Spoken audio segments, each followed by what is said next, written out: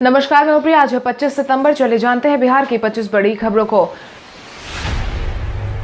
बिहार के नवनियुक्त डीजीपी ने नीचे से लेकर ऊपर तक के अधिकारियों से गलती की जिम्मेदारी लेने की कही बात। बिहार के नवनियुक्त डीजीपी ने पदभार संभालते ही काम करना शुरू कर दिया है। इसी क्रम में उन्होंने विधि व्यवस्था को दुरुस्त करने के लिए पहल शुरू कर दी है। इस मुद्दे पर उन्होंने मीडिया से बातचीत करने के दौरान अपनी बातें साझा की और कहा है कि पुलिस की छवि बदलनी उनकी पहली प्राथमिकता है। डीजीपी एसके सिंघल ने कहा है कि बिहार में हो रहे अप्रिय वाक्यों पर नियंत्रण करने के लिए विधि व्यवस्था को दुरुस्त करना बहुत बड़ी जिम्मेदारी है, जिसका हर हाल में निर्वहन किया जाएगा। इतना ही नहीं, उन्होंने यह भी कहा कि पुलिस में होने वाली गलती और सजा पुलिस अधिकारियों पर भी तय होगी, सिर्फ अधीनस्थों पर नहीं।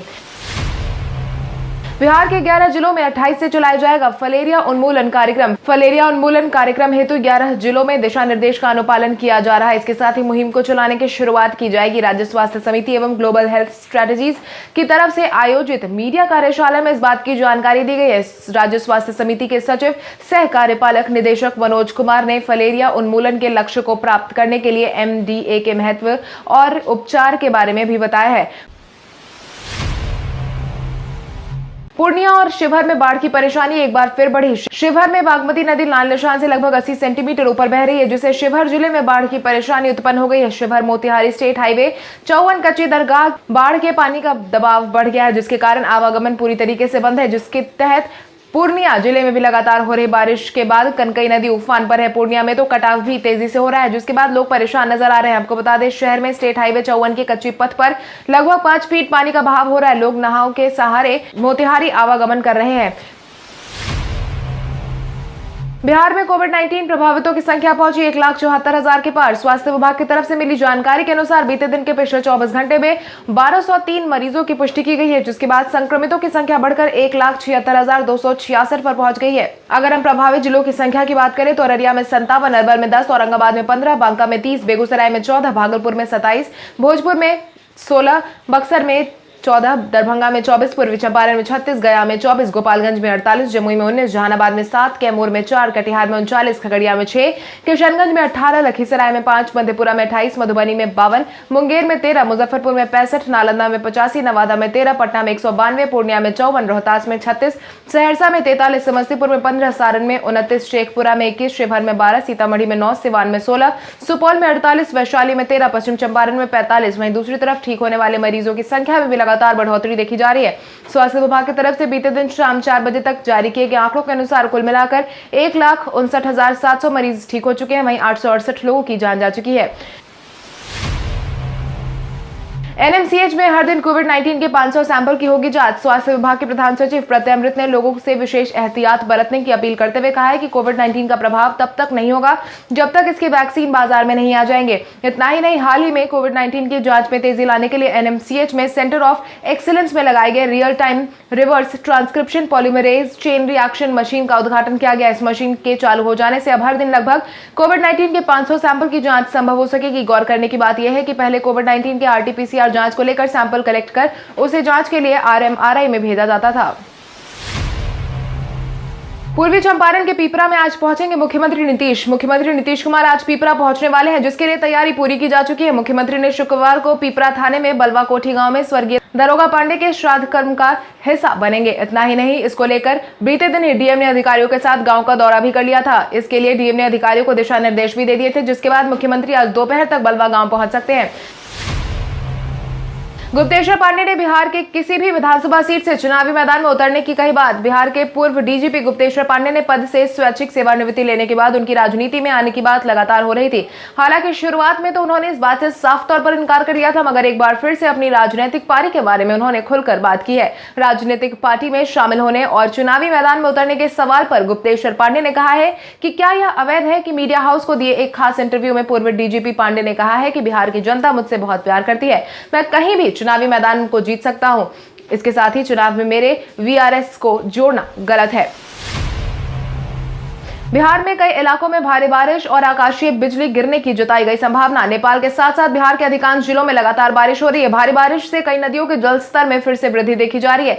इसी बीच नेपाल से पानी छोड़े जाने के कारण गंडक का जलस्तर भी अचानक बढ़ गया है। वहीं मौसम विभाग की माने तो कई जिलों में भारी बारिश के साथ ही आकाशीय बिजली गिरने की संभावना जताई गई है, जिसके तहत उत्तर बिहार के पूर्वी चंपारण, पश्चिमी चंपारण, शिवहर, सिवान, गोपालगंज, सीतामढ़ी, सुपौल, दरभंगा, मधुबनी, अररिया, किशनगंज, समस्तीपुर, कटिहार, पूर्णिया और मुजफ्फरपुर में भारी बारिश की संभावना जताई गई है। इतना ही नहीं, राजधानी पटना में भी सतर्कता जारी कर दी गई है। BRA-BU के आवेदन प्रक्रिया में 1,47,000 छात्रों ने फाइनल भरा फॉर्म।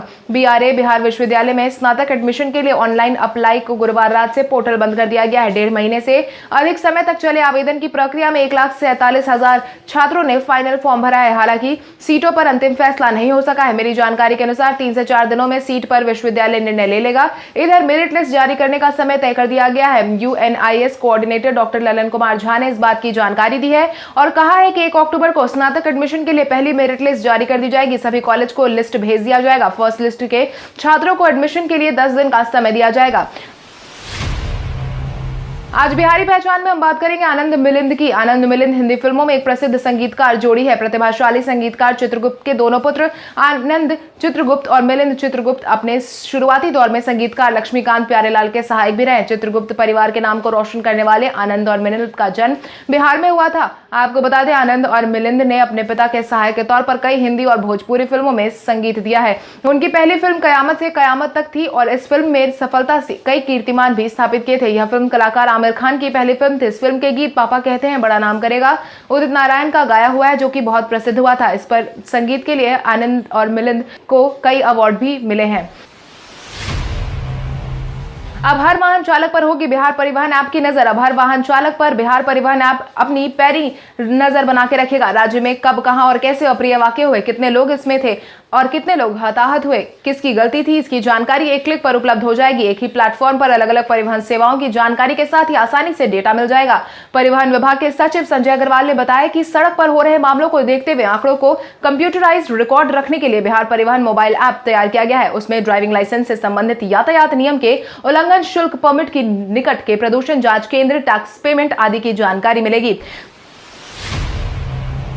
कोविड-19 के माहौल में गंभीर आर्थिक परेशानी के बावजूद शिक्षक कर्मियों के वेतन में कटौती नहीं होने की कही गई बात। उप मुख्यमंत्री सुशील कुमार मोदी ने बीते दिन कोविड-19 के माहौल के बावजूद स्नातक और शिक्षकों के साथ संवाद के लिए आयोजित वर्चुअल सभा में कई बातें कही हैं, जिसके तहत उन्होंने कहा कि कोविड-19 के माहौल के बावजूद केरल, उड़ीसा आदि कई राज्यों में शिक्षक और शिक्षा कर्मियों के वेतन में जहां कटौती की गई, वहीं बिहार में 3.5 लाख शिक्षकों के वेतन में 20% की बढ़ोतरी की गई।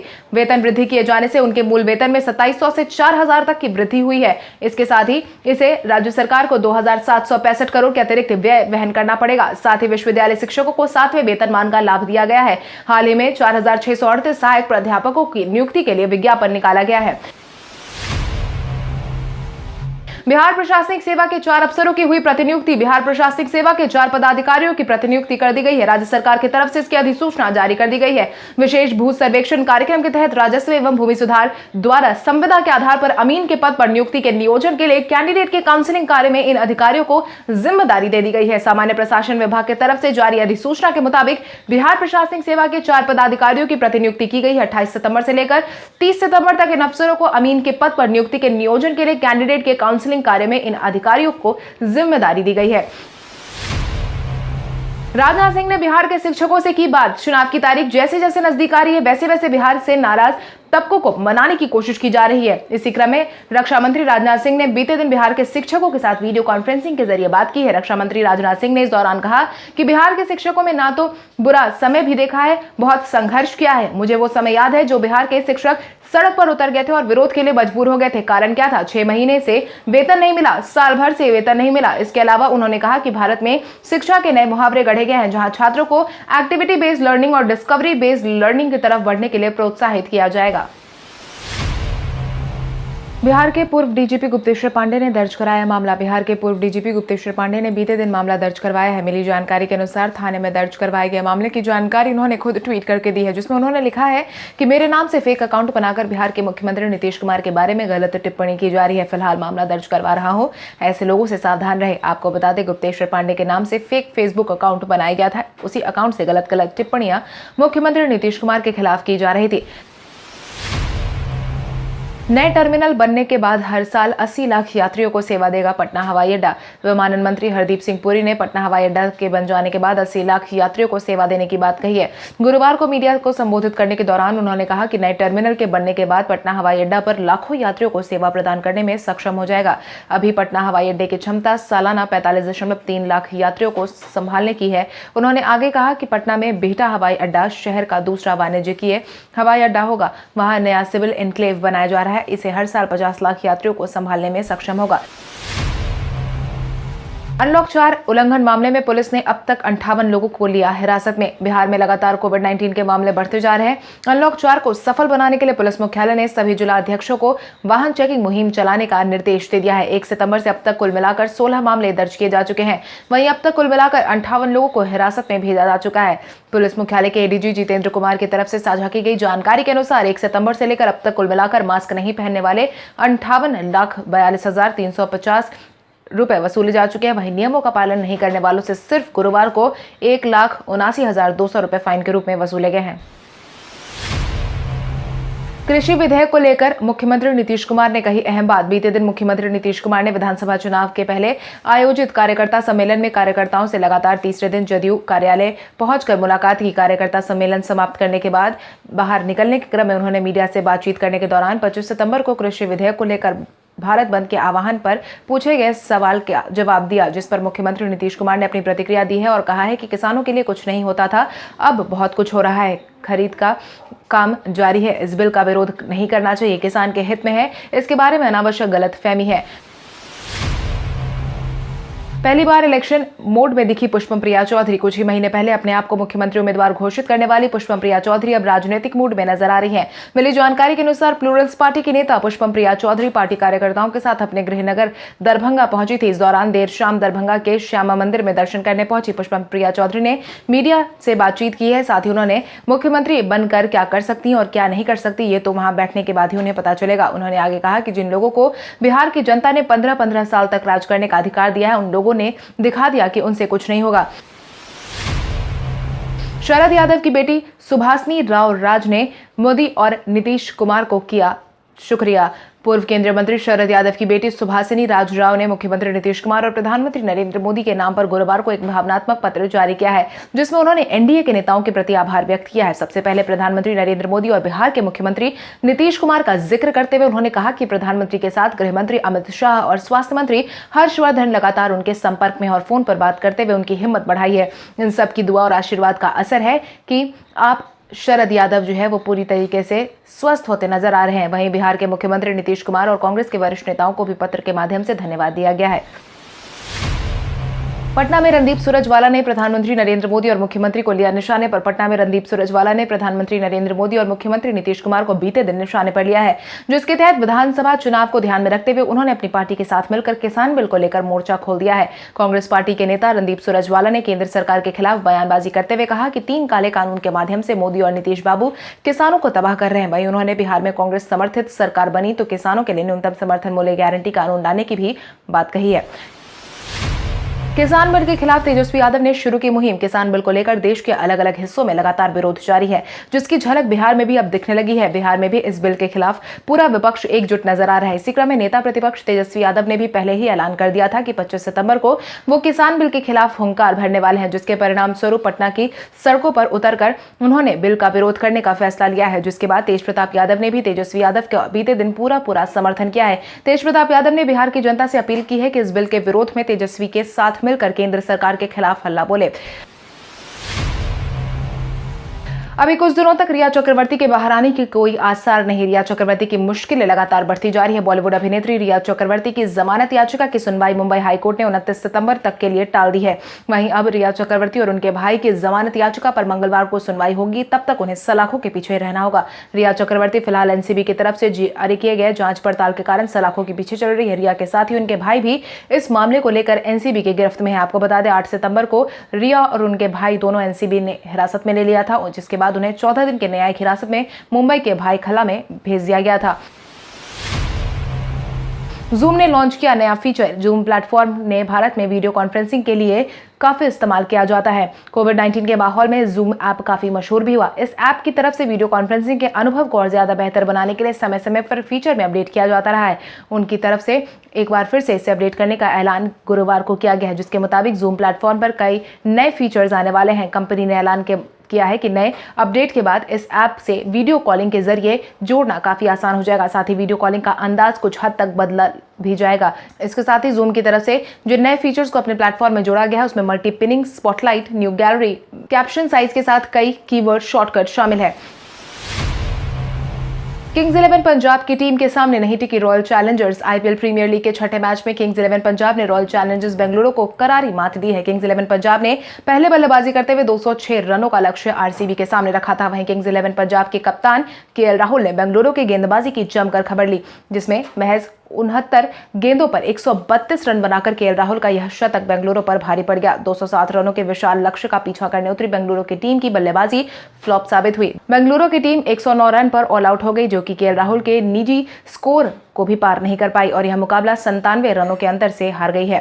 कल हमारे द्वारा पूछे गए सवाल का जवाब आप में से बहुत सारे यूजर ने हमें कमेंट करके दिया था, उसके लिए आपका बहुत बहुत धन्यवाद। आप में से जिन यूजर का कमेंट हमें अच्छा लगा है उनके नाम है उजाला चौधरी, सोनू राजवंशी, मिथुन सिंह, शाहनवाज अहमद, सुबोध कुमार, अरविंद प्रसाद, नीतीश कुमार, ओमकार सिंह, पवन एंटरटेनमेंट, चंदन कुमार, हेमंत राज, शंकर यादव, जलंधर शेखर, जयशंकर कुमार, रवि रंजन कुमार, नीरज कुमार। इसके अलावा हमारी टीम को और भी लोगों के जवाब अच्छे लगे, मगर समय के अभाव के कारण हम उनका नाम नहीं ले पाए, लेकिन आप हमारे सवालों का जवाब देते रहे। हम कल आपका नाम लेने की पूरी कोशिश करेंगे। तो चलिए बढ़ते हैं आज के सवाल की ओर। आज का सवाल कुछ इस प्रकार है। आपके अनुसार महागठबंधन में असंतुष्ट रालोसपा प्रमुख उपेंद्र कुशवाहा को महागठबंधन का हिस्सा बने रहना चाहिए या नहीं? अपने जवाब हमें कमेंट करके जरूर बताएं। इसके साथ ही आज के लिए बस इतना ही। अगर आप वीडियो हमारे यूट्यूब पर देख रहे हैं तो हमारे चैनल को सब्सक्राइब करें और बेल आइकन दबाना ना भूलें, और अगर आप वीडियो हमारा फेसबुक पर देख रहे हैं तो इस वीडियो को लाइक करें और ज्यादा से ज्यादा शेयर करें। धन्यवाद।